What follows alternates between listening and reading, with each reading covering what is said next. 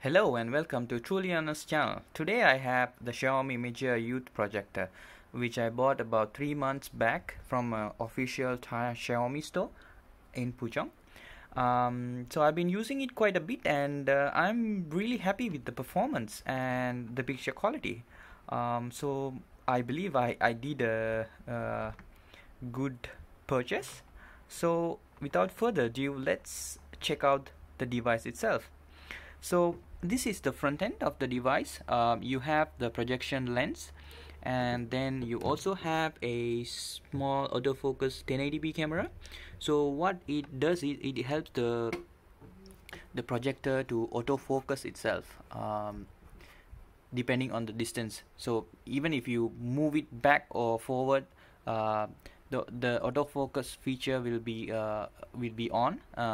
Actually, you can turn it on in the settings itself. If you don't want it, you can go for the manual adjustment from the settings once the device boots up, but I have left it to autofocus. So meaning that if the device you change the distance, you take it back or front, it will automatically adjust the focus. So I can demonstrate that later, so stay tuned. Then at the back you have a few more ports. You have an HDMI port input, so you can connect your laptop and project the image to a screen or onto your wall. And then you have a USB 2.0. You can also connect a wireless mouse or a keyboard. And then you have a headset output, 3.5mm jack, and finally you have the DC in. So another thing is that it comes with a dedicated DC input adapter. It's rated 19 volts and I think 3 amps. So there's no way that you can power it with any external power, portable power sources like power bank. So that you need to keep in mind. So you need to plug it into AC, and although it's quite portable, I would prefer if it had a capability like that, but no, you need to have the original adapter. Okay, so then you have the power button here. Is the only button, a physical button, comes with the device. So it's only to switch on and switch off, and you need to have the remote.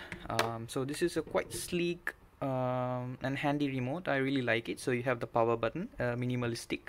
Then you have the Google voice search. You can press and hold. You need to press and hold in order to activate and speak. Make sure you press and hold till you finish completing your command or speak out what you want. Otherwise it won't work. Then you have the arrow buttons here, the select button, and then the back, this one is to go to the menu or switch between different apps, and then this one will give you the apps and volume plus, volume minus. So that's about it. This is a Bluetooth remote, so you don't have to aim it at any particular angle, or you don't have to like point it to the device. It even will work backwards or anywhere. So you don't have to point it to the device to work like conventional TV remotes. I think they are going extinct. Okay, alright. A couple of things that I would like to tell you about this device before you purchase this. A few important things is that this device has two variants. One is the Chinese variant, which is originally designed for the Chinese market. It comes with the Chinese OS. I believe it's running on Android, but it's more customized to the Chinese market. So you have a lot of Chinese apps.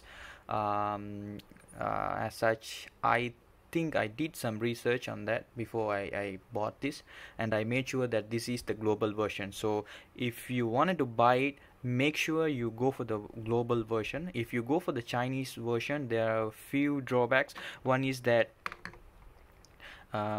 it doesn't have Google Play Store, and you cannot directly install applications. And if you really want, you need to sideload them, so I believe it's a bit of a cumbersome thing to do, and plus it doesn't support the original Netflix application. So all in all, bad idea, so don't buy it. This one is running on the global I think the certified Android 9 version. So yeah, so it's Android 9, and also you can, if you buy the product, just plug it in and check for an update. There could be some updates as well, so make sure you install the updates to be on the latest firmware. Another thing is, this comes with a built-in speaker. It's quite okay, I think, if you are in your own room. If you use it in a room, say like a bedroom, the sound is quite decent. It's not that bassy. It's not that, it doesn't give you the bass. If you are a bass person, I recommend you connecting it to your sound bar or sound system. But only connection you can make is via Bluetooth. So you need to make sure your sound system supports Bluetooth, or you have a direct connection where the 3.5 mm jack. So that is the only two options I can see now, because I have a Sonos Beam, which I've been using for some time, and the downside of the Beam is that it only supports HDMI ARC and optical in. So if you wanted to have a home theater setup with this, to maybe to have a home theater at home, so that is the main idea of buying a projector anyway. So if you wanted to bring cinema home with the sound, make sure you have the proper sound bar or a sound system that supports or accepts these two inputs, either Bluetooth or from the 3.5 mm jack. So in my case, I was unfortunately I wasn't able to connect this to my Sonos Beam, so I'm still finding a way. So if I don't, then yeah. But for now, I'm just using the built-in speaker, and it's quite decent, quite okay as well. So the only issue is if I want to, like, I can watch some movies with the built-in speaker. So I think yeah, that's about it. So let's see how this works. So I'm gonna power it on. Just press this once. So yeah, I see the light is coming up. So there are a few ways that you can mount this. So there you go. So I have this is just a stool that I had, so I keep it on a stool. So there are a few ways to mount. You can either buy a projector mounter or tripod, or you can mount it on the ceiling. So this is starting up, so it will take a couple of minutes.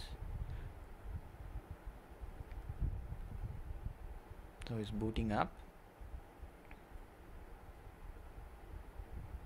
So this is the autofocus feature.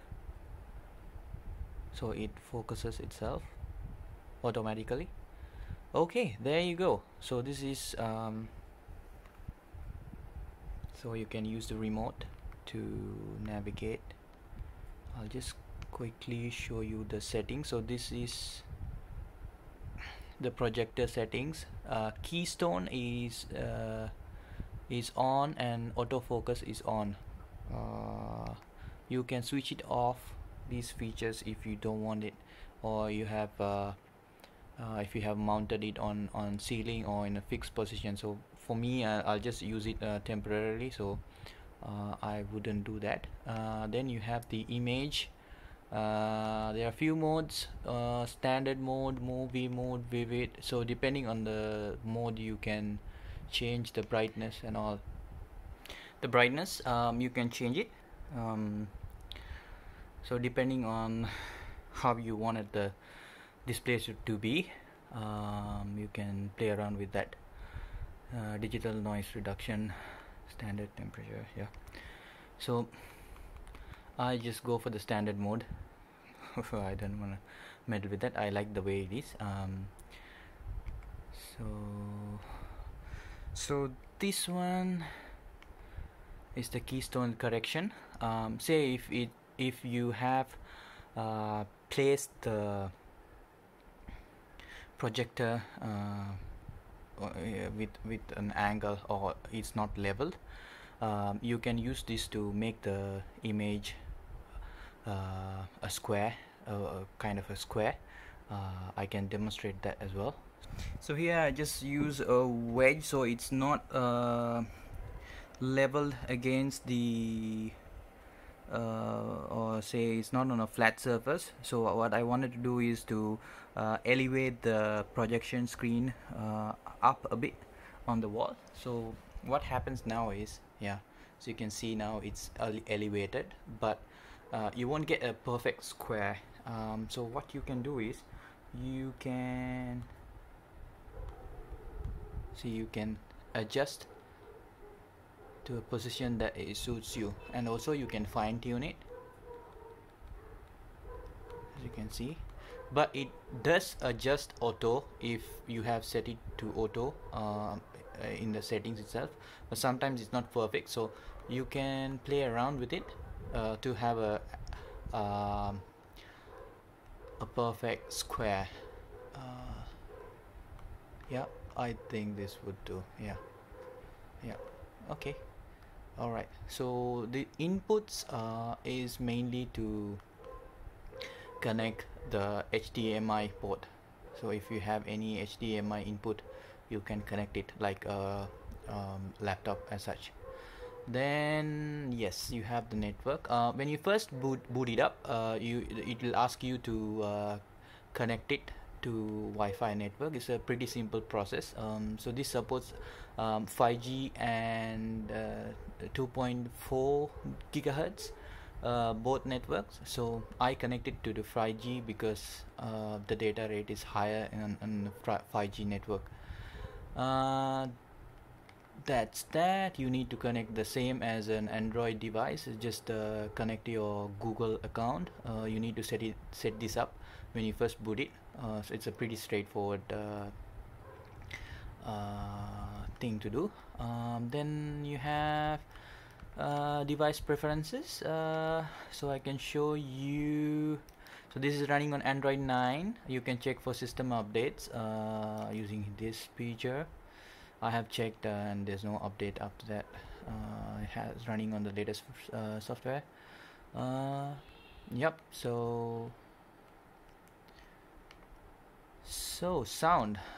This is the built-in speaker settings. So it has a Dolby sound setting. Yeah, I've set it to Dolby Cinema mode. You can also adjust it, or you can go to the user mode, but I prefer the cinema mode itself. Then storage, it has about 11 GB, but honestly I don't use the storage because I only use primarily to watch Netflix, YouTube, or Prime Video. So it's mainly Netflix shows. And one thing I wanted to show you is that depending on the mount type, you can change the projection methods. This is a rear projection, ceiling mount, so that you can play around with that. And the brightest mode, I think the highlight mode is a kind of give you a higher brightness, but most of the time I use this vivid mode. I don't play around with the brightness mode. So this is quite okay. So I have my room, all my windows covered. It's quite dark, so in order to get a good picture quality, I recommend you to go for a projector screen if you want to get a really good picture. But for me, I have used it just by projecting it onto my wall. This color is a kind of a light yellowish, but it works pretty well, so I don't think I'll be purchasing another screen as such into setup. So this is quite okay. Then it's pretty much, you can just go to Netflix. Okay, let me show you something.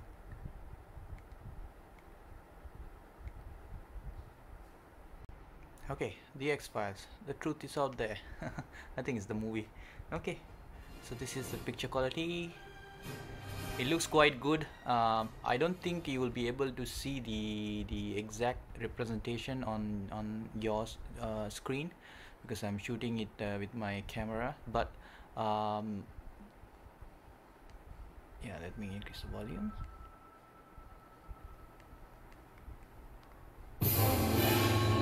So the sound is quite decent. It's not a punchy, bassy sound, but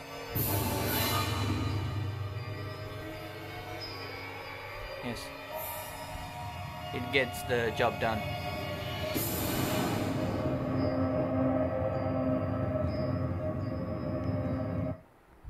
And now YouTube.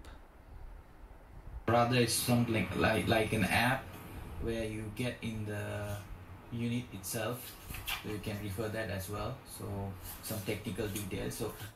So that's my previous review on the Android head unit Nakamiji. If you haven't watched this, please do check it out, and also the other videos. So yeah, it's quite responsive.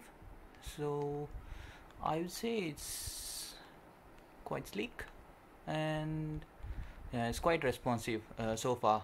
I didn't notice any lags as such.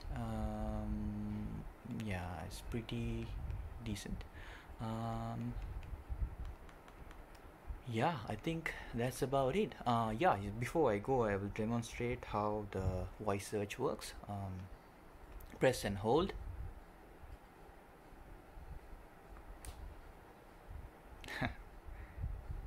Sorry about that. So press and hold and speak. Hi, what can I do for you? Open Netflix. Alright, launching Netflix in the projector.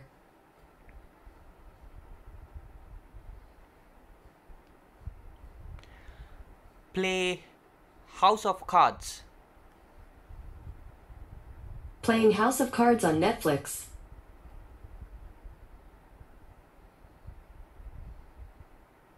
As you can see, it works perfectly fine. So you can use the voice command instead of typing. And before you go, I'd just like to quickly show you the Playstore. So this is the Playstore. You can download stuff, but not all apps that are available in Android Playstore for other devices won't be available here, because this is kind of a Android TV OS kind of thing. So it's a bit different, but there are quite a bit of applications that you can download. And yes, you can Chromecast from your Android phone. Say if you wanna watch a video, a YouTube video, you can cast, and also cast your photos or whatever. It's more like a mirroring as such. Then apart from that, one thing that I would like to let you know is that the screen size is fixed. So be mindful, because you cannot manually adjust the screen size. So depending on the distance, so this is the screen size that I get by placing it here near the edge of my bed. So I cannot adjust the screen size, go bigger or smaller. I would like to go bigger definitely, but There's no feature as such, so be mindful of where you wanted to place it before you purchase it. Especially if you wanted to install it in your bedroom, you would probably have to go for a wall mount. So you need to keep that in mind, because otherwise the image size will be too big. If you place it in a certain place, and then it might not work out for you. So that's something that you need to really keep in mind.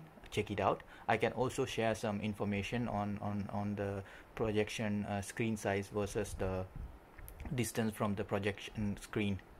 Another thing is that you need to make sure that you have some gap between the vent here. So this has the exhaust. It's quite hot, and it does get quite hot after several hours of operation. So if it gets too hot, the system will automatically shut down and give you a warning. So make sure you have enough gap. I think they recommended having about 20 centimeters gap between the vent here and a wall or any obstacle. So keep in mind that I only encountered it once. So yeah, I think it's pretty much because of I didn't adhere to that specification. Other than that, the device works well, boots up fast. Yeah, it's quite handy. The picture quality is really good, so it's something that you can check out if you're planning to go buy a projector. Now the price is about, I think I bought it for about 1,008, but you can get it for about 1,006 from Lazada. I will also include some links, so please check that out. And you can also use connect it via Bluetooth, and you can use the speaker as a standard Bluetooth speaker. So when you press the power button, you will get this option. You can also try that out. So what happens is, yeah, you can use it as a Bluetooth speaker mode. So if you want to use that, okay. And then I think that's about it. Yeah, thank you so much for bearing with me, and I hope this would be very informative. And please let me know in the comments if you have any questions. Thank you.